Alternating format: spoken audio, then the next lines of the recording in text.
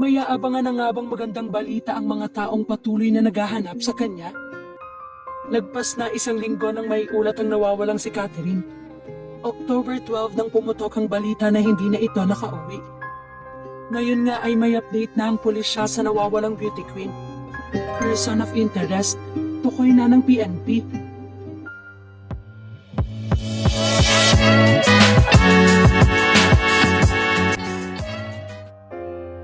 Kamakailan nga ay sinigurado ni Calabarzon Police Chief Paul Kenneth Lucas na buhay si Catherine sa kalagitnaan ng kanilang investigasyon.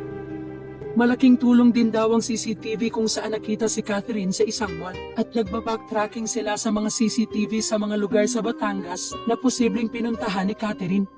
Bukod sa CCTVs, nakatulong din umano na makuha nila ang cellphone number ng dalaga kung saan nagagamit nila para mapin kung nasa ang lugar ngayon ang nawawalang beauty queen. Ngunit sino nga ba talaga ang person of interest na natukoy ng PNP? Inihayag ng Police Regional Office 4A nitong Lunes na may natukoy silang person of interest sa kaso ng nawawalang beauty queen. Si Catherine, 26 years old, ay kandidato para sa Miss Grand Philippines 2023 at kabatch niya nga si Herlin Budol. Isa rin siyang guro sa pampublikong paaralan sa Tuy, Batangas. Ayon kay PRO4A Public Information Office Chief Police Lieutenant Colonel Chita Del Gaviran, kinumpirma ni Regional Director Police Brigadier General Paul Kenneth Lucas ang presensya ng person of interest sa investigasyon. Sila ay aktibong nangangalap ng impormasyon upang maipakita ang pagkakakilanlan ng taong ito. Huling nakita ang beauty queen teacher noong October 12 sa isang mall sa Lemery, Batangas. Nabanggit ng kanyang ina na may balak siyang makipagkita sa Batangas City ngunit hindi na nakarating doon. Si Police Colonel Samson Belmonte, ang direktor ng Batangas Police Provincial Office sa buong kapulisan, nang lalawigan ng paghahanap at pagkalap ng impormasyon para mahanap si Catherine.